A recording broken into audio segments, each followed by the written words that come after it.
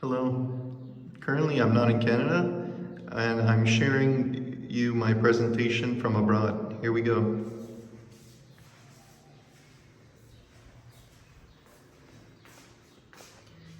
Presentation by Arslan Butt for communications on Dr. Thomas Szasz, psychiatrist and author. Dr. Thomas Szasz was a psychiatrist who died at the age of 92 and in the year 2012. He was an atheist, although he stated he was that being an atheist could be a religion. He wrote over 35 books, some of the names including The Manufacture of Madness, The Therapeutic State, The Medicalization of Everyday Life, and Psychiatric Slavery. He taught psychiatry at the University of New York, and he was a parent. Now, Szasz was an important figure in history. An award was created in his name to those who contributed to this, major civil liberties. It was called the Thomas Szasz Award for those who contributed major civil liberties. He is a doctor of medicine, and he got his bachelor's in physics, bachelor's of science in physics. What made him a prominent person was the fact that he called out the authoritarian and unfair nature of psychiatry as it stands. And in 1970, he took part in founding the American Association for the Abolition of Involuntary Hospitalization, or AAAIMH for short.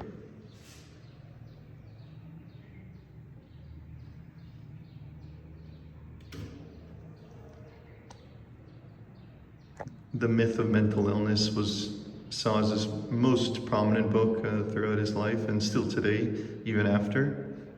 And it goes on to detail the metaphorical nature of mental disorders. He addressed the campaign psychiatry had against things like masturbation, homosexuality, for example, in the 19th century, which goes on to say how illegitimate the practice can really be, even though those things are not currently in the DSM today. He made clear that there was no chemical test that can verify the contents of the Diagnostic Statistic Manual. So there is no real hard, evidence in science saying that mental illness or, for example, schizophrenia is a concrete thing in the world. It's kind of just a label. And he called out the medical community's abuse of power through language, drugs, and involuntary imprisonments in hospital, mainly psychology and psychiatry.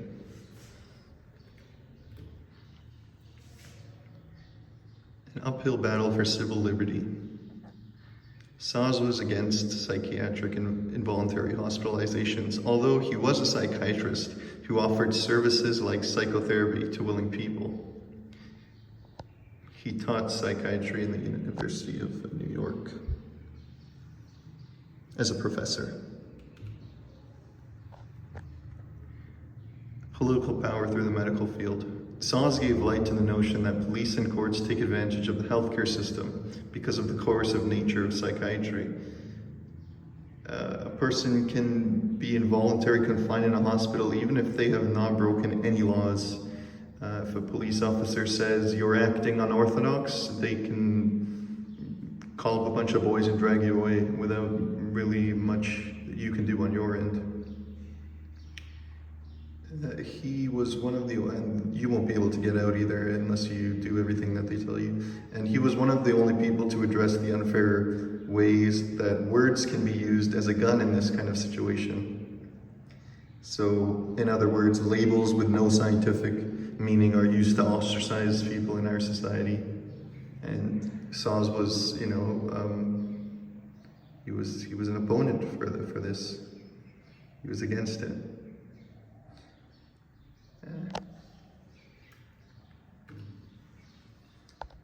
His legacy as a humanitarian. Szasz, he won over 50 different awards in his lifetime, mostly related to civil rights and liberties. The award for greatest public service benefiting the disadvantaged is just one to name. He made a clear contention to the abuse of power in psychiatry, criticized psychiatry in over 100 articles and 30 books, again, and is now one of the world's most known psychiatrists, all whilst rebelling against the field of his own practice. Pretty interesting.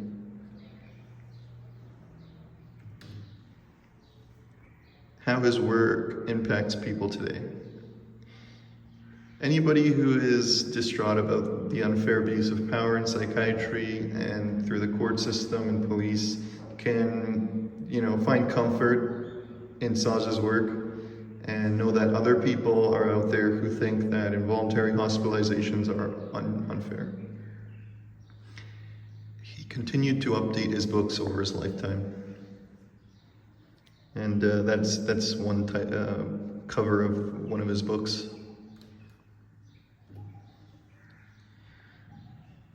The Citizens Commission on Human Rights. He was one of the founders of the CCHR. And on the left is an image of a pamphlet, of the CCR's pamphlet. And the right, you can see their building there, the Citizens Commission on Human Rights International.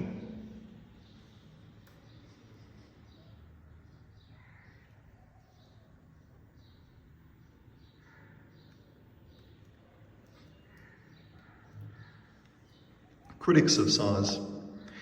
People such as Albert Ellis, who is a psychologist, called Thomas Szasz a paranoid schizophrenic, which is an example of how people in that field are towards others, like how they treat them, just throwing labels without any real meaning, trying to put others down. Criticism of Szasz is usually dismissive in the same manner psychiatrists dismiss anybody's point of view, unfair and lacking of really any truth.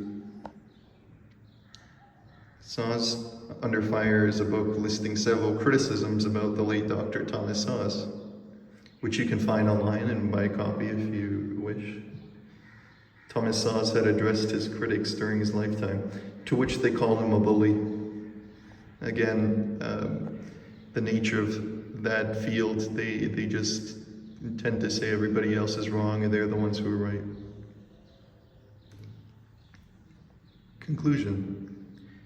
Dr. Thomas Szasz is seen as a hero still today and of civil liberties and throughout his lifetime. He distinguished real medical diagnosis like cancer from the pseudo-findings of psychiatry. Like you cannot touch schizophrenia, and nobody has ever found empirical evidence of psychosis's existence. Here's a quote by Szasz, and on the left you can see a photo of him. The stupid neither forgive nor forget. The naive forgive and forget. The wise forgive but do not forget.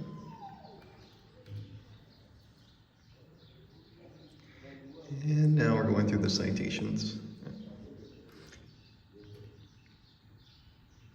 I'll try and send a link while I submit the assignments video as well, so you can get all these links. And that's it. It's the end of my presentation.